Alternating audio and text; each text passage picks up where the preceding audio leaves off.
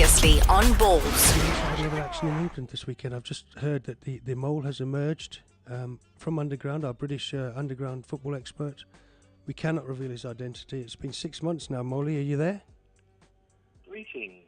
Yeah, not been a great... I know you're a big Arsenal fan, Molly, but it's not been a great week for Arsenal, has it? We've lost the lead.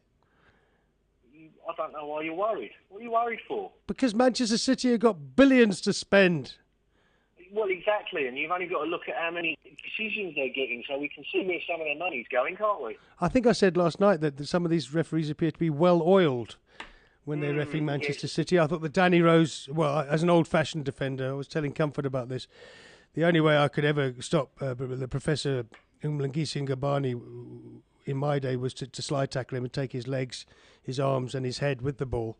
Danny Rose did exactly that last night, got the ball first, got sent off, and Manchester City didn't look back from there, did they? Not really, no.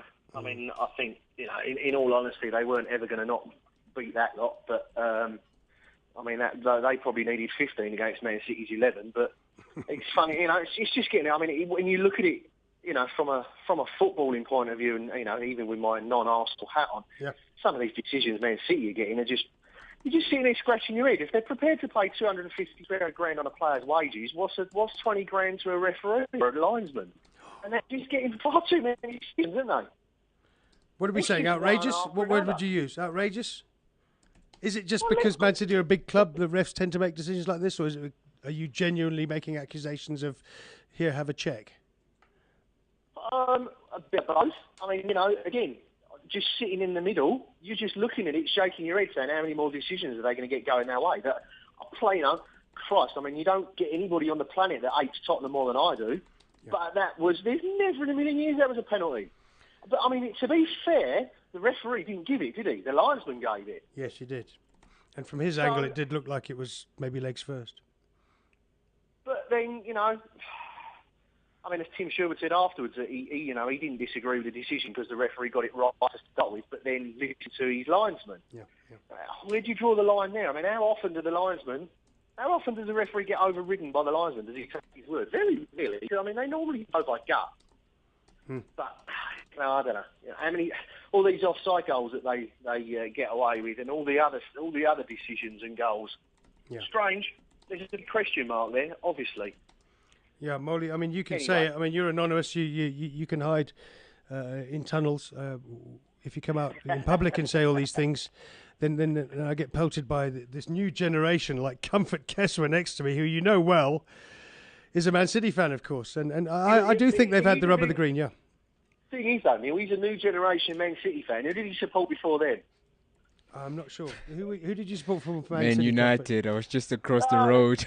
There's a surprise. They won their first trophy 2 years ago, and he swapped. Now, doesn't that absolutely sum up the new age generation fan? So-called. How many times do we have to explain to these youngsters in South Africa and England and everywhere else, you cannot change your allegiance, okay? And hold on a minute. There's you last night going on about wanting that lot to win. I mean, please, come on. Piers Morgan did as well. We all wanted Spurs to win last night, or draw. Do you want me to say it twice? Did you want me to call him what he is? Yeah, fair enough. No, I just thought it was fun. I got a few Spurs fans still in England. Harry Hotspur's one of them on Twitter. We go back a long way. We used to play together. And just to support Spurs for one night, and then they get beaten 5-1, completely let Arsenal down. The North London alliance is over, I said at 2-0. So there we are. Ever supporting that lot come hell or high water. What did you make of? Did you see any of Sam Allardyce's comments? Not so much on the TV, but off the in the printed press conference afterwards. Apparently Allardyce got really stuck into Mourinho. I haven't seen any of that, but I mean, when you look at what the Poisoned Wolf came out with after the game, I mean, I was rolling around the floor laughing at it. Yeah, Mourinho. It doesn't get any more two-faced, does it? Really? Let's be honest.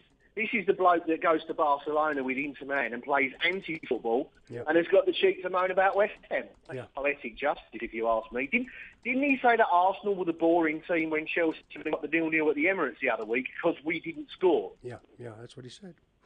How many years has he been doing it? And let's be honest, that's what he's going to do when they go to Man City. Doesn't like it when he gets it back, does he? No, he doesn't. That sums him up, full stop. Allardyce in the printed press conference, I saw some of the Twitters last night, said Mourinho hates being out-tacticked, which is good Sam Allardyce stuff.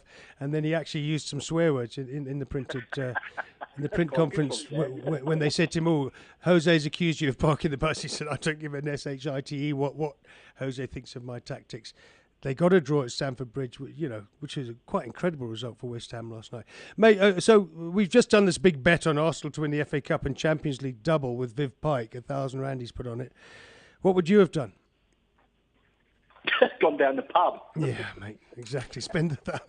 No, but this goes to charity. We can't do that kind of thing. And do you think Arsenal will end their trophy drought since 2005, the Patrick Vieira penalty? Will Arsenal finally get a trophy so we can put that memory to one side? If they manage to pull off a couple of the deals that they're trying to do now, yeah, I reckon. Good stuff, mate. Yeah. We need a bit of luck, as always. Yeah. Doesn't everybody? We'll look at what Man City are getting.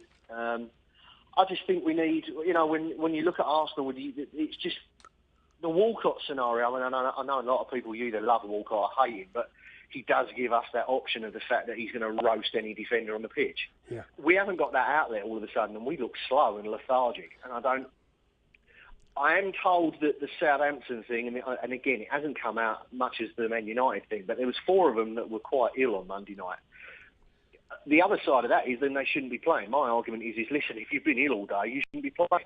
And they played. There's been quite a lot of that at Arsenal, hasn't it? Wenger coming out just before the game and saying so-and-so was sick yesterday, but he's better. Well, we've had to drop last. He hasn't said that. Yeah. Nobody said that, but I was told by somebody else on Tuesday that there was a few of them that were feeling unwell on Monday afternoon. I wonder if it's these very, very strict diets and all Steve Cram used to get this when he was an athlete, didn't he? The fitter you are, the more likely you are to get sick.